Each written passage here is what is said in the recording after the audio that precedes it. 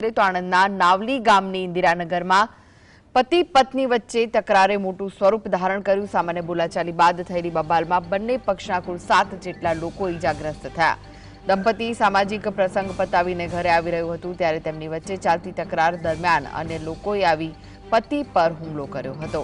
પરિવારજનો વચ્ચે પડતા 4 થી 5 લોકોના જૂથે તેમના પર હુમલો કર્યો। ગંભીર રીતે ઇજાગ્રસ્ત પતિને વધુ સારવાર માટે વડોદરા ખસેડવામાં આવ્યા। ઘટનાની જાણ થતાં જ આણંદ ગ્રામ્ય પોલીસ તાત્કાલિક ઘટના સ્થળ પર પહોંચી ગઈ અને પરિસ્થિતિ થાળે પાડી હતી।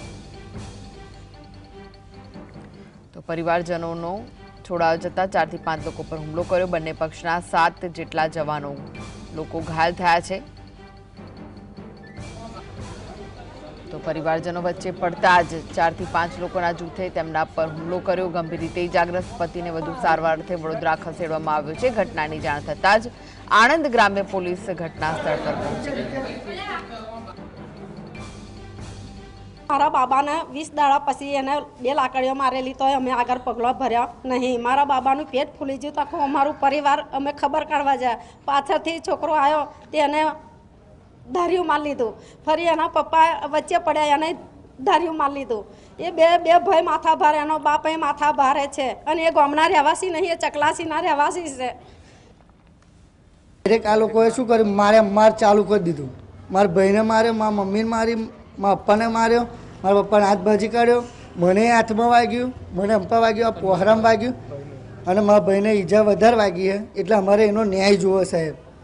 અને હે ને એનો છોકરો જે ઓગેશ ખરો ને, ઓગેશ એ ગામમાંથી ઓગેશને ધમો બે આવે ને તો એ લોકોએ પાયે પણ મારવા જ મળે। એ લોકોને પૈસાનો પાવર એટલો હતો ને તે લોકોએ વિચાર્યું જ નહીં આગળ પાછળનું કે આ ગરીબ શું કરશે, કશું કરે નહીં। તો આ વિશે વધુ માહિતી માટે જોડાઈ ગયા છે સંવાદદાતા રૂપેશ, આજે સમગ્ર ઘટના સામે આવી છે, શું વિગતો છે?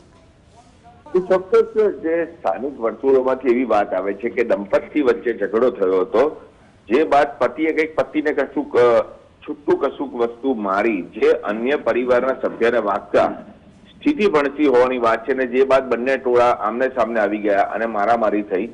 અંગત અગાઉ પણ આ લોકો આ પરિવારો વચ્ચે અદાવત ચાલતી હોવાની વાત છે અને દરમિયાન જ એમના જે હુમલાખોરો છે એના માથા ભારે પરિવારના સભ્યોએ જે આ ચુનારા પરિવાર છે એના લોકોને પર હુમલો કરી તો ઘાત લગાવીને હુમલો કરતા ઈજાગ્રસ્તો થયા છે।